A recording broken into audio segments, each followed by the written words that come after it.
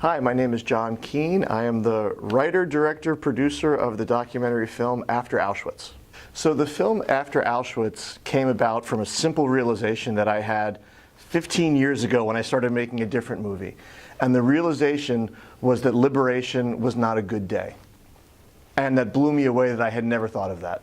So I set out to make a film about what happened next. Because all we hear about is, you're free, go home. And then we don't tell any more of the story until it's 1994 and Schindler's List comes out. So I wanted to fill in the gaps of what happened next. The first step in making this film was making the first film that I made called Swimming in Auschwitz, which follows the same 6 women from birth to the day of liberation. And I couldn't make what happened after without making what came before. So I did the film about what happened before, and then this is the bookend to that. I found these women through the U.S. Holocaust Memorial Museum.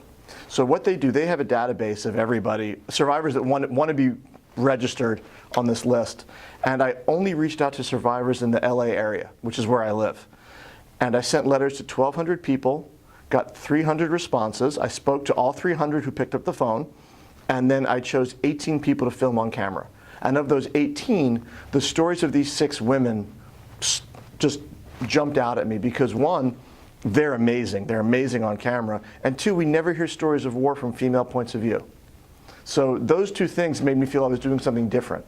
And that led to this next film, After Auschwitz. Yeah, finding the archival material to me is one of my favorite parts of filmmaking because it's just this archaeological dig. And we want to show people things that they haven't seen before because we're such a visual people now. So if we don't give you something to look at, you're going to lose focus on what we're trying to tell you.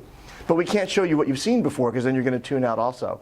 So I go through museums and databases and archives, and I go watch old movies and I watch the credits to see where they found their stuff.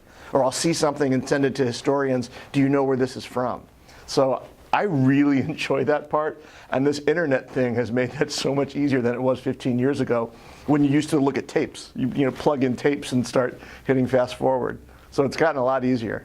So I started this film in 2008 because I had released the first film, Swimming in Auschwitz, and I knew I wanted to do interviews about what happened next. And because I knew the ladies so well at that point, it was really wonderful to interview them again because it was so open and honest right away.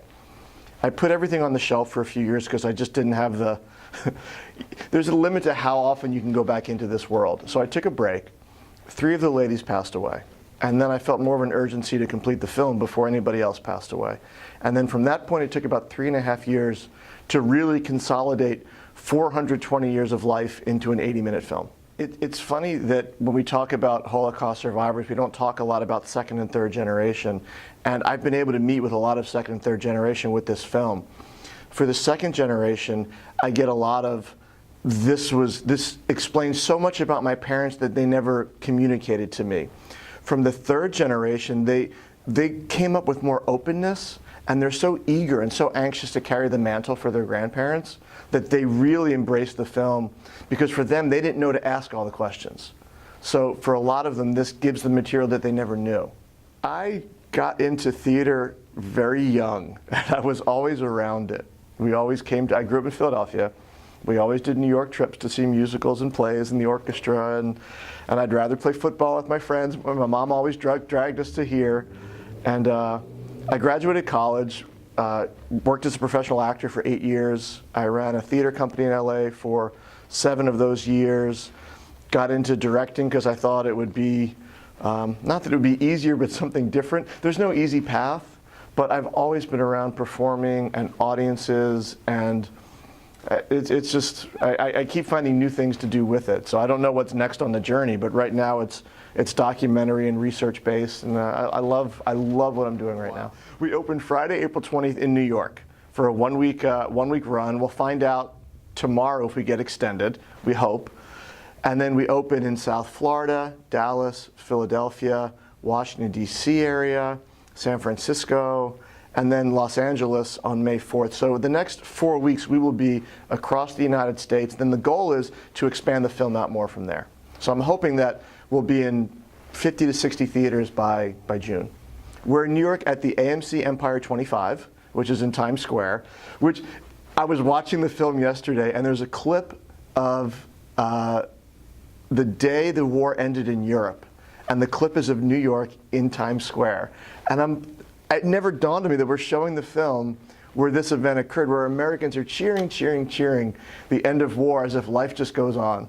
And here we are showing the film 75 years later.